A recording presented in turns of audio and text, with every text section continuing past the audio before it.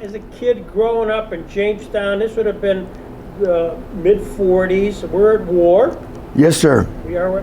Do you, since you're born in 37, and it's been a little bit before you, but does your family talk about 1941, Pearl Harbor, the Japs, things like that?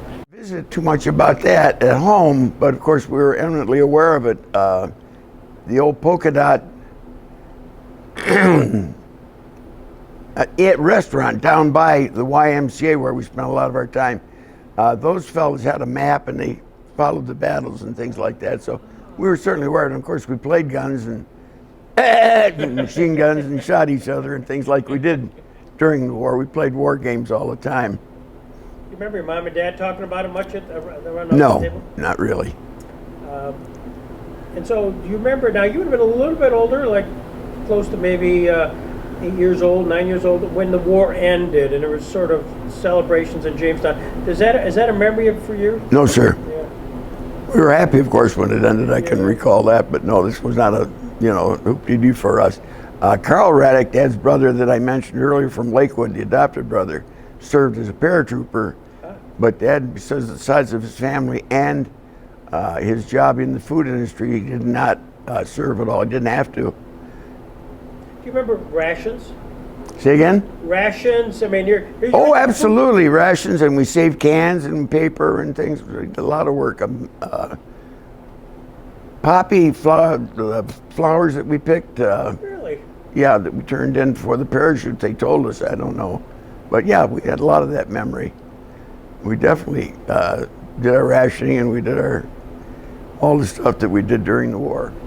You graduate in 1960. Was it natural then to go to the service? No, not really. I came home and worked at the toy store, kind of floundering around looking what to do and whatnot. On Pine Street, toy store? Pine Street was our homestead, yeah. Oh my gosh, I shouldn't even mention it because it's now gone into a slum area. The hometown is, the home palace is just terrible. It's slums up in that whole area now.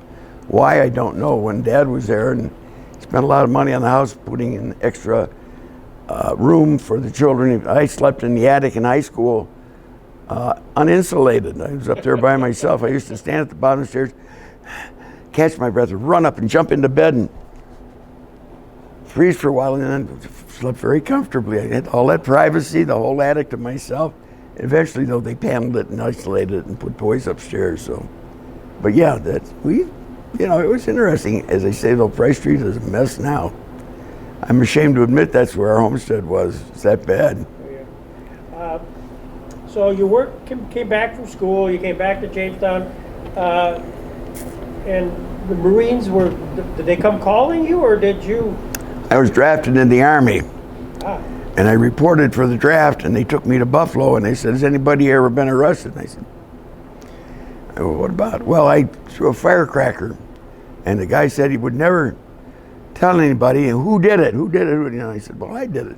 So the cops had to come and take me down. And did you have firecrackers? Yes, I did. And they said, "Well, you can't draft you today. You have to go home." So they took me back. At that time, I contacted the Marines and said I'd like to become a Marine. They said, "Okay." So they let me become a Marine, and I went through the camp and the regular training and stuff. Where was boot camp? It wasn't really boot camp. We went to officer training at Quantico, and it was that's another story. I had no problem with the athletics at all, or the academic, or anything else. But for some reason, I did something you weren't supposed to. We were out of maneuvers, and I told one of the sergeants, "Halt! You're covered." And he charged my position, so I shot him. I mean, what else you going to do? This guy didn't halt. And he was ready to bust me, just like Coach Bauer was years before. He never did, but he was ready to. So they had to recycle me. I had to go through training twice because of that incident. You weren't supposed to shoot the air. Well, what was I supposed? I didn't know what to do. I wasn't going to butt stroke him, so I shot him. They were blanks, of course, but still, they didn't like that. So that's kind of fun. You shoot a commanding officer, yeah. No, he's sergeant, the commanding officer, and he charged my position, Greg. What am I going to do? I told you the halts are covered. You was covered all right. So you went recycle through again and finally get out of Quantico. Yeah. Then what's the next career, next path? Where do you go in the Marines? Where do you go next? Well, we went to Barstow, California. Well, no. First we had some duty at Quantico. That was officer training at Camp Lejeune after Quantico.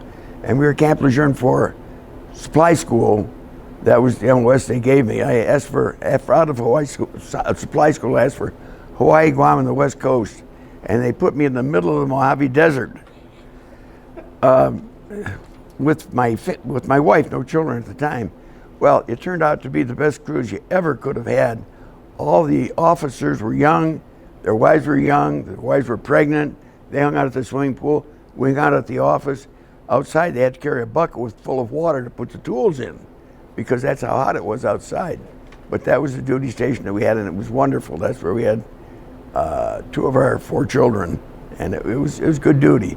After that, we kind of just hopped around from place to place, but that was the best cruise we had. I served with Seabees in Nam. That was an interesting cross-service billet.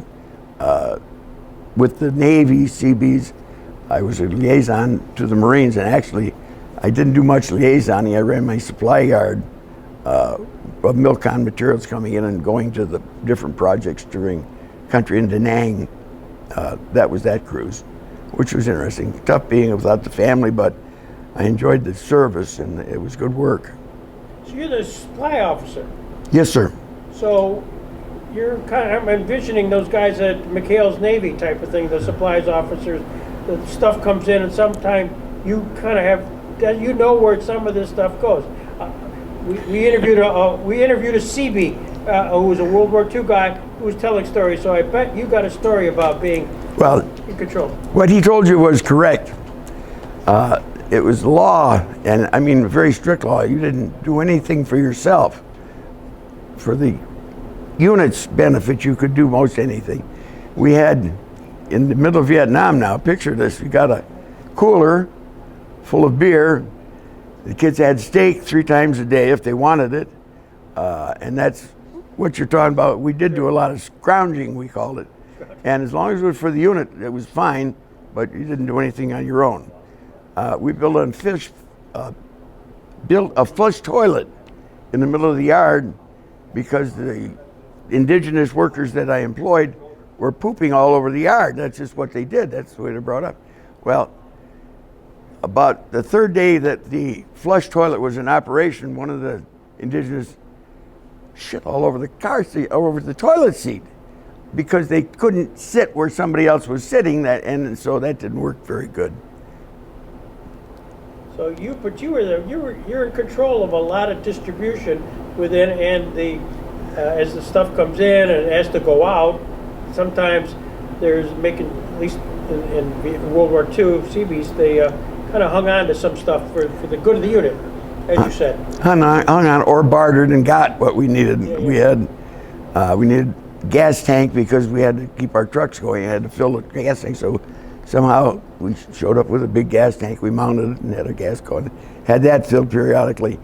The only incident that there were a couple, but the one that I recall best was, for some reason, we had a bulldozer that was plowing too close to the shoreline, and the thing got stuck, and they couldn't get it out. And it's a big, heavy piece of equipment. We finally ended up with 2 Amtraks in succession dragging the thing out, so they got that out. But that's the kind of stuff that happened. I overloaded a truck one day with rebar, not understanding what I should have known about rebar. Very, very heavy. And when you put a lot of it on a truck, it makes that truck very heavy. We sunk a barge going across the river with that on it. So we didn't put so much rebar on the trucks anymore. But that was something that happened that was unusual. In fact, in Nam, I had a little moped that I rode around in because I wanted to get from the base where I was stationed back to 9th, the headquarters, on liaison and trips, and so I had a little moped that I rode. That was good transportation for us. Did you have any interaction at all with the Vietnamese people? Indirectly, yes. We employed what they called Nung guards. When I first got in country, there was a Nung guard. Big, tall Chinaman had double multi weapons on him, and he was up all night by himself watching the street and making sure that the CB headquarters were taken care of. So I thought, well, Nung guards like this guy. I wasn't so sure of my guard, so I took him to a fire range, and I had one guy that couldn't hit the target from 50 yards with an M14, so I gave him my lighter weapon. He couldn't hit the target with that, so he became a laborer the next day. So these weren't the Nung guards that I meant. These were guys who were indigenous, and we had laborers indigenous to help stack lumber and things. So yes, I was involved in. I did some liaison with Madam Nam, who was a go-between with the VC. When we had to go get lumber, we had to go to VC country, and she would negotiate. So we actually paid the Viet Cong to get supplies to use in country. Sure. Not a lot, but some, and enough that it's worth noting that that's just the way a war is fought. You know, she was my contact with the bad guys. When you were there, was there a sense of what was going on politically at that point? Because this is the 60s. No, politics played no part. As a Marine, now, we were aware, for example, I still don't like Jane Fonda because of her nonsense up in Illinois, but we didn't discuss or worry about politics at all. We just did what we were told. That was the way it was as a Marine. In fact, I volunteered for Nam, and when I wanted to extend my cruise, Lynn said, "You shouldn't do that." We had 3 children, and our baby was born 2 weeks before I went to Nam. So one cruise is all we had. Was Westmoreland your guy at the time? He wasn't my guy, but he was there in country. Yes, that was the problem. He was not a Marine, that's for sure. No. Do you have any you're a funny guy. Any other incidences that we should be kind of bringing out of you with there? Well, not really. A couple of things that stand out. We had some action in the yard, and I went down and I found it was a Molotov cocktail and a weapon from one of the guys that had come infiltrated and gone away. But that was not a big deal. We just reported, and that was the end of it. That's the only instance of invasion that we're aware of in the yard. Right. I did have one of my troops die in my arms. That was a sad thing. They were loading barrels on trucks for transportation out of the yard. And I had been out there myself loading them, and I knew what it was all about. And I saw this kid up there and directing the barrel chimes to put the lighters on. And I said, "You can't direct there. You have to direct from the ground or from the platform. Don't get so close." Well, sure enough, he was where he wasn't supposed to be, and a barrel fell on him, killed him. That was very, very sad, but that was the worst thing that happened to me. I don't remember being fired on in anger. I probably was a few times, but I never had to assault anybody or do anything in country because that was not my job as liaison in the supply yard. But I enjoyed it. Well, like I say, I'm envisioning McHale's Navy, Bill Radack. Then you come back. Did you continue to stay in the service after your term was over? Yes, we served 12 years. I was passed over for promotion, and because of the cutback in the size of the service, they asked me to go. I had to resign, but I was a regular Marine, and I had to resign, or they didn't know what to do with me. Some gal had protested because they were letting her go, and it was a legal thing at the time of my discharge. But I said,